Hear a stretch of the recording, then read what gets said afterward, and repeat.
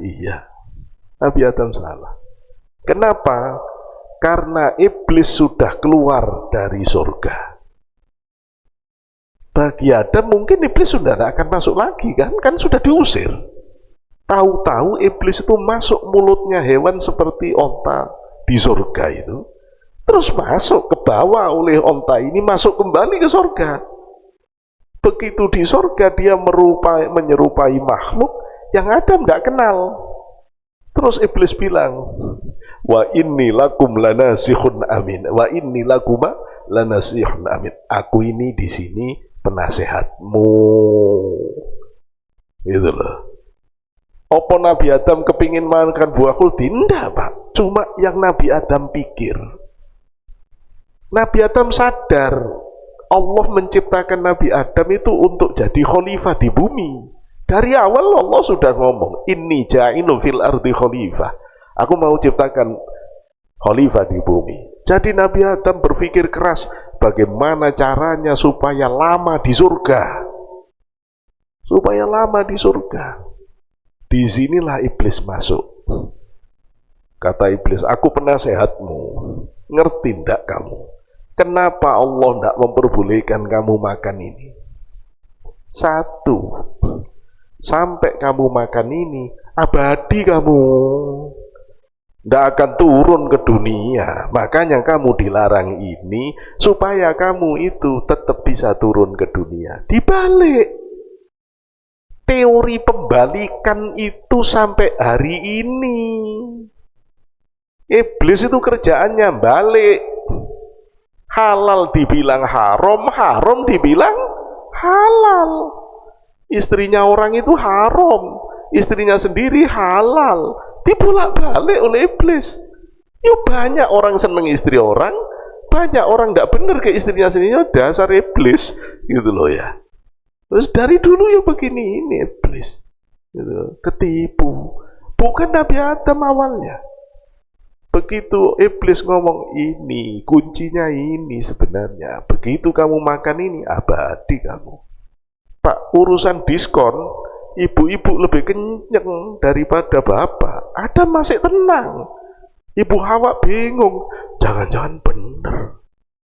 Ini jawabannya kayaknya, supaya kita abadi di surga. Ibu Hawa tertarik, nyoba makan. Kata Syekh Abdul Qadir, tidak ada azab Allah. Waktu Ibu Hawa yang makan, belum diazab. Disitulah Nabi Adam goyang. Bukan karena tipu daya iblis Nabi Adam. Ya, tapi begitu Ibu Hawa makan, kok tidak apa-apa. Jangan-jangan bener ini. Nah gitu. Makanya kata para kiai, kata para masyayikh sufi, hati-hati. Syekh, orang adi, kadang tidak bisa ditipu oleh setan. Dari sisi dirinya, tapi dia bisa dihancurkan dari istrinya, dari anaknya. Begitu ngelihat, langsung ya, Nabi Adam nyoba juga. Begitu dicoba, turun azab Allah. Pakaian surga, perhiasan surga lepas. Karena semua makanan pakaian surga itu, Pak, tidak bisa nempel, tidak bisa dinikmati orang yang tidak diridhoi Allah. Saya beritahu sekarang, supaya tidak kaget besok. Ya. Surga itu, Pak, tidak bisa dimasuki orang yang punya dosa. Kecuali taubatan nasuha. Tidak bisa. Mana buktinya? Syekh Abdul Qadir Al-Jilani pernah ditantang oleh seorang gubernur namanya Mudhafar. Katanya, Syekh, aku pingin bukti kamu kalau kekasih Allah, wali Allah. Apa?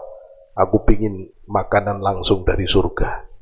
Syekh Abdul Qadir, kamu pingin apa? Tufah minal jannah. Aku kepingin apel dari surga. Syekh Abdul Qadir begini terus dapat 2 apel.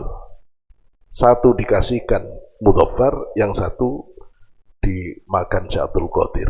Dikupas apel ini, bau wangi menyeruak. dinikmati oleh Syekh Abdul Qadir. Begitu apel yang satu di tangan Mudhafar, langsung busuk penuh nanah, penuh ulat. Terus Mudhafar jengkel, kamu kok curang?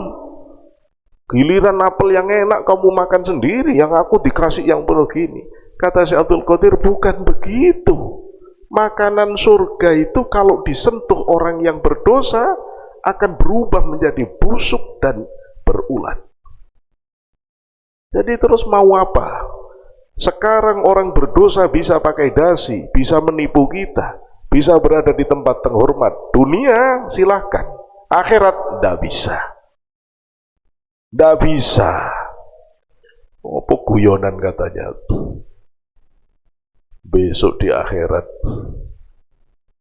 orang Amerika begitu mati stres, orang Inggris stres, semua stres kecuali orang Indonesia. Sama-sama koruptor, yang lain stres semua sudah. Cuma koruptor Indonesia tenang.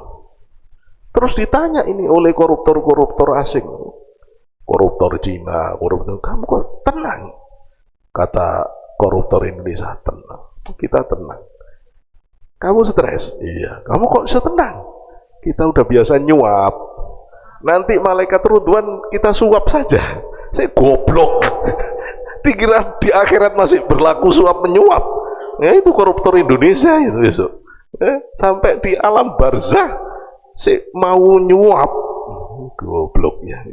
Nggak bisa Pak, nggak bisa. Karena itu pakaian surga itu lepas. Jadi kalau kita disuruh oleh Allah bersih dosa, harus melepas sifat buruk, harus menjadi orang baik, karena memang itu identitas ahli surga. Kalau kita nggak begitu, nggak bisa. Ya, memang begitu itu karakteristik orang ahli surga. Sehingga kita memang memaksa diri untuk menjadi itu. Tapi kalau orang itu sudah penuh dengan kebaikan, tidak bisa dibakar di neraka. Karena kebaikannya itu akan membuat neraka dingin. Tapi ini agak panjang lagi ya. Itu. Nanti satu hari saya cerita tentang bagaimana neraka tidak bisa membakar orang ahli surga. Ya karena memang itu rahasianya. Jadi surga neraka itu begitu. Ya, surga neraka begitu. Adam lepas semuanya, turun di bumi. Maka kemudian itu tidak bisa disebut dosa. Salah ya. Sehingga kita tidak begitu buruk mempersalahkan Nabi Adam. Waktu Rasulullah Isra Mi'raj, Nabi Musa ketemu Nabi Adam. Nabi Musa ya protes ke Nabi Adam, kamu ini Nabi yang bikin masalah, kita jadi repot hidup di dunia. Nabi Musa itu kritis, orangnya jenius.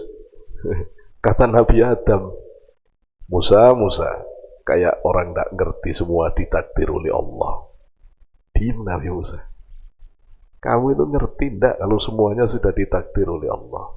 Diam. Ya, sudah ada takdir Allah. Tapi kata para ulama, lihat Pak hebatnya Allah.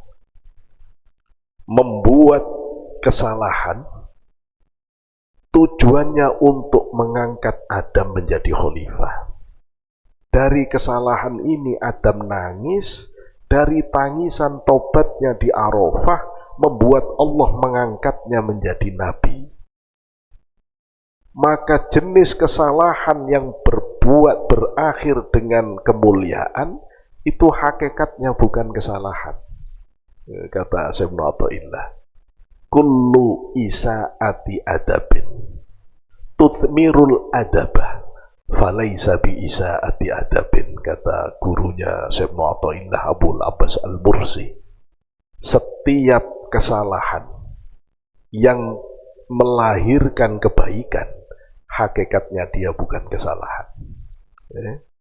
Ada seorang istri melakukan kesalahan ke suami. Karena salah itu dia kemudian sadar. Dia ingin menebus dengan segala kebaikannya. Sehingga dia menjadi tambah bagus, tambah taat. Salah itu hanya cara Allah untuk menaikkan spiritualitas dia menjadi lebih baik. Kita mengalami. Kalau ibadah jenengan itu flat, datar terus. Gusti Allah kepingin jenengan naik, dijatuhkan salah, Pak. Tahu-tahu ada urusan pontang-panting sana sini, waktu mau habis belum sholat. Wah, akhirnya Bapak sholat dapat selesai baru Assalamualaikum, adzan. Nyesel. Oh, aku kok kayak gini ya. Besok tak tata lagi sholatku yang baik. Besok aku sholat lebih benar lagi. Loh ini loh Pak, tangisan yang muncul setelah kesalahan itu membuat giant jumping spiritual. Lompatan spiritual. Loh itu yang dimiliki Adam di dalam Arafah. Maka Allah memanggil anak-anak Nabi Adam untuk niru bapaknya. Datang ke tempat itu, menangisi kesalahan-kesalahannya, melepaskan semua sifat-sifat buruknya, berkomitmen kepada Allah menjadi orang yang baik, keluar dari Arafah menjadi makhluk baru yang menjadi duta kebaikan dan kebenaran. Itulah hakikat haji. Karena itu Rasul menyebut al-hajju al-arafah. Haji itu Arafah. Karena kalau benar orang di haji di Arafah itu taubatan nasuha, benar dia mencuci semua dosanya dengan air mata penyesalan dan kesadaran diri. Bersih orang ini. Kayamwe waladathu ummuh. Dia seperti orang yang baru dilahirkan. Bapak bisa bayangin, kalau ada jutaan orang di situ, bersih semua, berkomitmen untuk menjadi orang yang baik, menjadi duta-duta kebaikan, keluar ke seantero negeri, seluruh dunia, dengan berkomitmen dengan kebaikan dan kebenaran. Dahsyat haji itu, Pak. Dahsyat haji itu. Kita sekarang disuruh oleh Rasulullah bukan orang yang cuma di Arafah. Kata Rasulullah, kamu yang tidak di Arafah, sertai. Orang yang di Arafah itu sertai. Ada orang tidak paham maksudnya Rasulullah. Sertai berarti kalau di sana wukuf, kita harus puasa. Jarak 4 jam. 4 jam. Wukuf mulai jam, katakanlah jam 12 zuhur. Berarti di sini sudah jam 4 sore. Mau puasa apa, Bapak? Gitu loh ya. Selesai wukuf jam 6 sore katakanlah. Di sini sudah jam 10 malam. Memang Bapak mau puasa dari jam 4 sore sampai jam 10 malam? Puasa apa? Bukan itu yang dimaksud Rasulullah. Saat orang-orang nangis tobat, kamu di sini yo nangis tobat. Gitu loh. Maka nanti pas Arafah orang wukuf, kita pakai momen itu. Ba'da maghrib jenengan sholat tobat, apa sholat awabin, atau jenengan zikiran, atau istighfar. Tidak tahulah bagaimana jenengan mau mengekspresikan. Orang sekarang itu repot. Diajari sholat tobat, nanya dalil. Diajari sholat awabin, dalilnya lemah. Wis karepmu, sing penting kamu tobat. Udah gitulah caramu gimana. Ruwet orang sekarang gitu loh ya. Ruwet. Jadi kiai sekarang repot jelaskannya gitu loh ya. Tapi kalau jenengan memang ngerti bab sholat awabin ba'da maghrib 2 rakaat usolli sunatal awabin rakaataini. Ya, pas Arafah. Ya. Sampai 6 rakaat. Ya. Bisa 2 rakaat bagus, 4 rakaat baik, 6 rakaat baik. Niatkan tobat ke Allah untuk semua dosa yang pernah kita lakukan. Yang sungguh-sungguh. Ya, meskipun kita tidak haji, mudah-mudahan kita dapat pahala lepas dari segala dosa. Terus pas Arafah puasa. Kalau puasa Arafah, hadis riwayat Imam Muslim, kata Rasulullah, siapa yang puasa Arafah diampuni dosa setahun lalu dan yang akan datang. Aman dong. Ada penyucian, tak korupsi, terus puasa Arafah selesai. Pak, tidak semua dosa Pak, gitu loh ya. Ada jenis dosa yang tidak bisa terampuni. Ini harus diberitahu biar tidak seenaknya sendiri, gitu loh ya. Dosa yang berkaitan dengan diri sendiri dan Allah diampuni, kecuali musyrik, itu harus tobat khusus. Dosa antar manusia tidak bisa, wajib minta halalnya dari orang itu, minta ridhonya. Makanya harus minta maaf ke orangnya. Minta maaf, caranya bagaimana? Kalau disebutkan dosa itu pada orang tersebut membuat hubungan tetap baik, sebutkan. Maaf ya, waktu kamu difitnah katanya goda istri orang, aslinya aku yang ngomong begitu. Terus dia ketawa, dasar kerjaan udah tahu bener. Ya aku sepuronnya. Iya tak sepuro. Silakan cerita. Tapi kalau sampai bapak ngomong begini justru membuat pecah silaturahim, putus persaudaraan, jangan diomong. Daripada malah tadi nak nyapa 2 tahun lagi tambah ruwet. Udah tidak usah ngomong. Terus bagaimana? Ngomong umum aja. Aku minta maaf ya. Apa? Yes, yo namanya kawan, aku yo banyak salah ke kamu. Yo wis podo-podo katanya. Aku juga banyak salah. Semua ya, semua. Aku juga gitu, semua tak sebrus. Semua yo, semua. Iya, selesai. Itu caranya. Jadi Bapak kalau gitu ya. Tapi kadang-kadang kan ngomong juga enggak punya waktu, Pak. Enggak punya waktu. Yang penting salaman. Salaman. Jadi salaman itu penting. Orang yang tidak ngerti rahasia salaman, tidak pernah salaman. Kata Rasulullah, tidak berjabat tangan 2 orang muslim kecuali berguguran dosa-dosanya.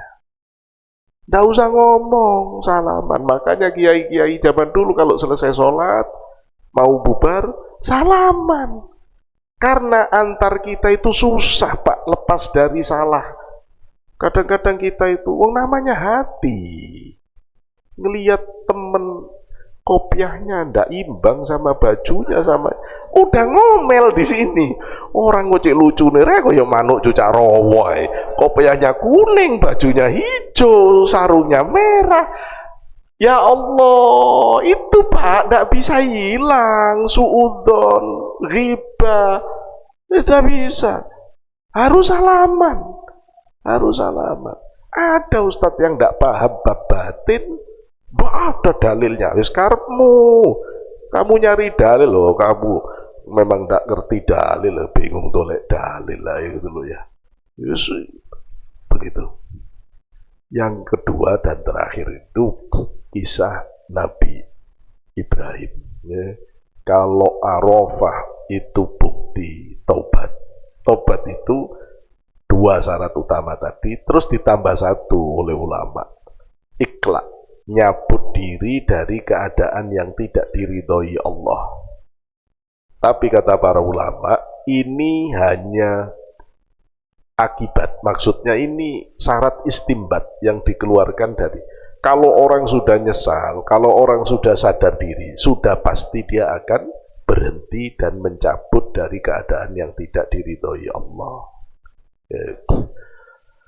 Dan saya perlu beritahu lagi, kalau tobat dari kesalahan pada orang lain tadi tidak cukup hanya aku minta maaf, tidak cukup. Yang dicuri harus dikembalikan. Gitu ya. Kalau ada orang korupsi, sudah apa-apa berarti sudah maafkan ya maafkan. Tapi barangnya tetap Bapak entit, diambil, nggak bisa Pak. Sampai kiamat ini akan